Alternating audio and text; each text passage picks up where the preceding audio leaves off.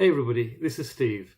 If you're a regular at this channel, then you'll already know that I'm a professional coach and that through this channel I'm speaking to professional people who want to live and work from a more peaceful ground of being so that from there they can create a happier and more successful experience of their life and work.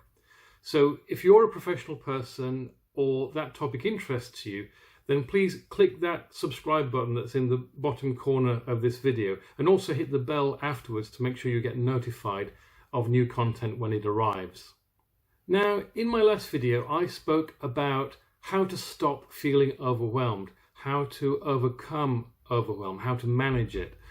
But my focus in that video was very much on the practical side, the logistical side, if you like, the things to do in practical terms to make some inroads into whatever it is that is overwhelming you.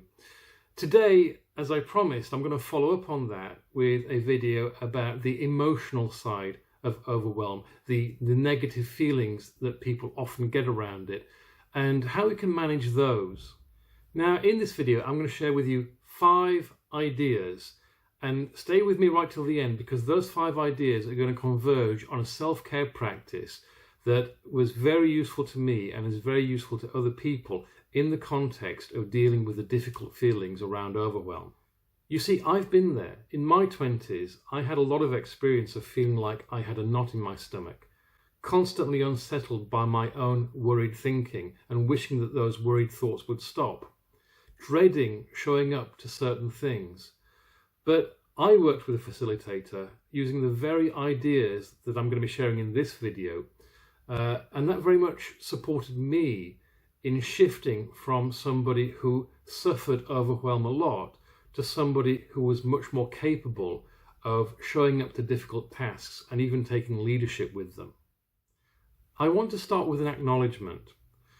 When it comes to speaking with people who are struggling with powerful negative feelings, it is all too easy to peddle what is a simplistic, smug piece of wisdom that really isn't that useful. You know, like somebody who would say to somebody else, "Oh, you suffer from debilitating migraines. Have you tried drinking water?" I know it's patronizing when somebody who has no experience of what you're going through says you just need to do this or you just need to do that. I'm also not going to pretend that the ideas I'm going to share with you in this video are a silver bullet that's going to work like magic with everybody. When it comes to powerful negative feelings, it can be a very personal journey and often requires delicate personal facilitation over time. At the same time, I'm not going to tell you that you're powerless around this because you aren't.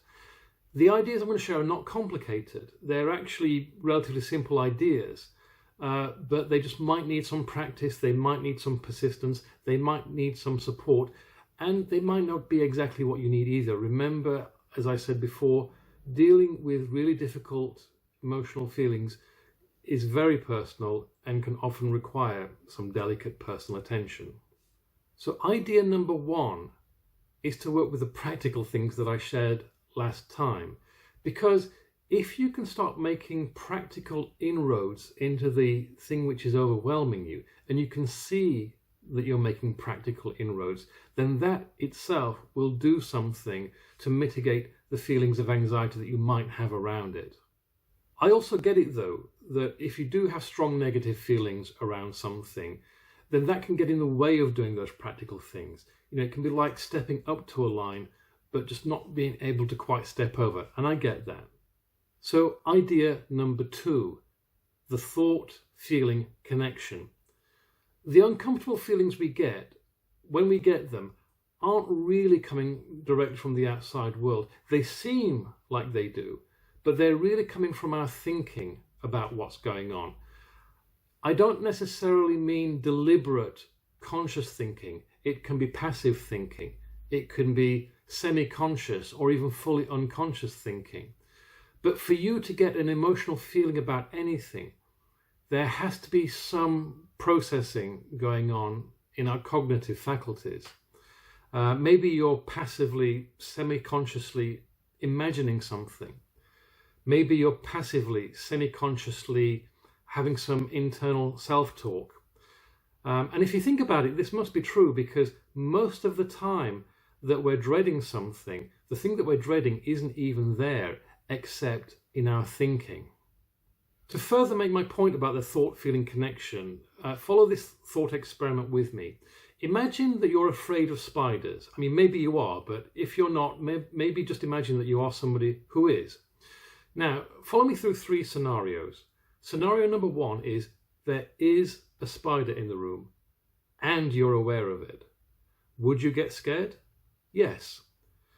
Scenario number 2, there is a spider in the room, but you are blissfully unaware of it. Do you get scared? No.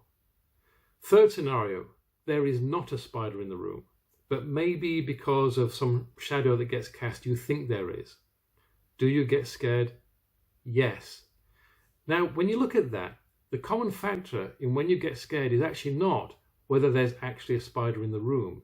It's whether you think there is. So the simple answer is just don't think about the thing that is overwhelming you, right?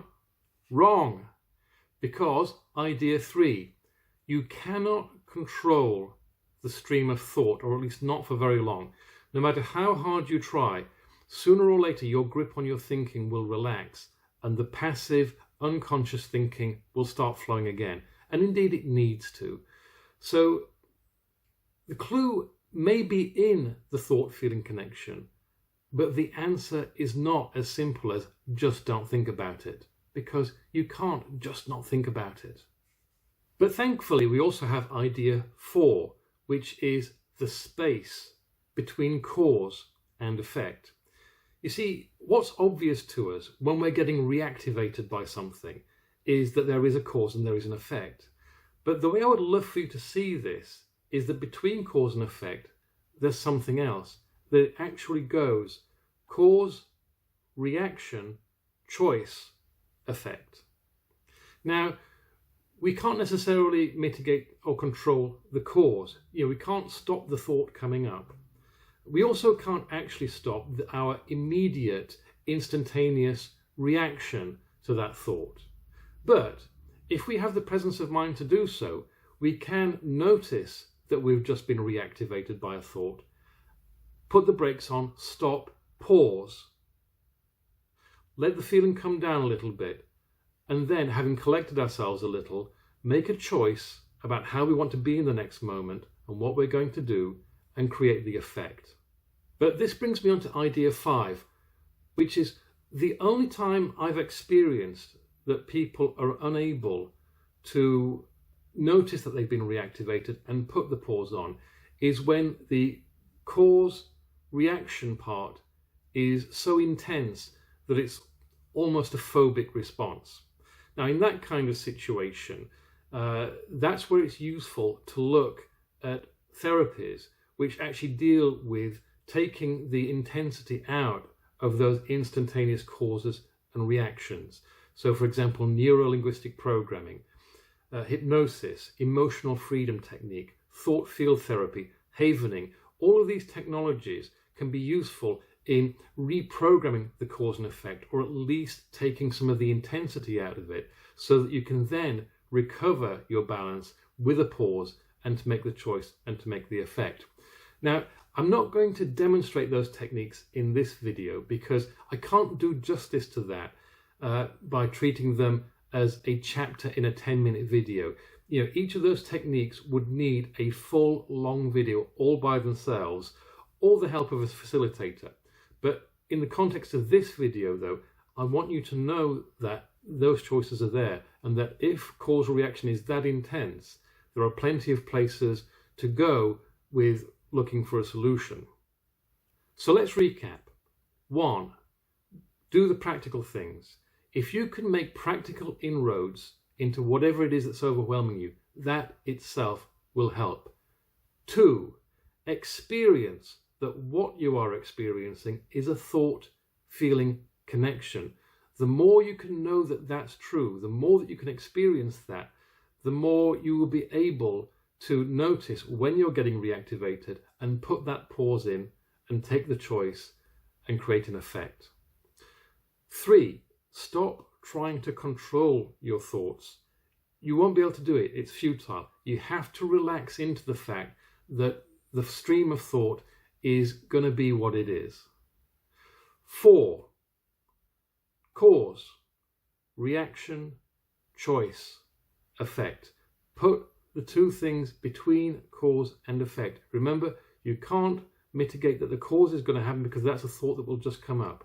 You can't necessarily prevent the immediate instantaneous reaction, but you can insert the pause, you can make a choice, you can create an effect. 5. If the cause reaction part of that is too intense, then there are therapeutic techniques out there to take the intensity out of that part of the process. And this brings me to the self-care practice, which I talked about earlier, which helped me when I was working with this and which has helped many other people. But again, I do not want to pitch this as a easy, just so patronizing thing. As I mentioned right at the top of this video, I have fully recognized that people dealing with really intense negative feelings, that's a very personal thing. It's not a case of just do this.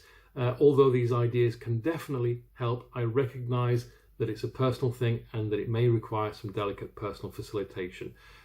Nevertheless, let me share this self-care practice. It was useful to me, and that is to spend time quietly observing that when we're getting reactivated, it is a thought-feeling connection. Spend time experiencing that what's reactivating us is the thought, not the thing. It might be the thought about the thing, but it is the thought that's reactivating us.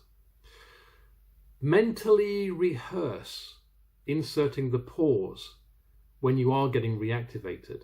That means that when you are at peace, when you are at quiet, actually in your mind play through noticing that you're getting reactivated and making that pause happen and taking that choice.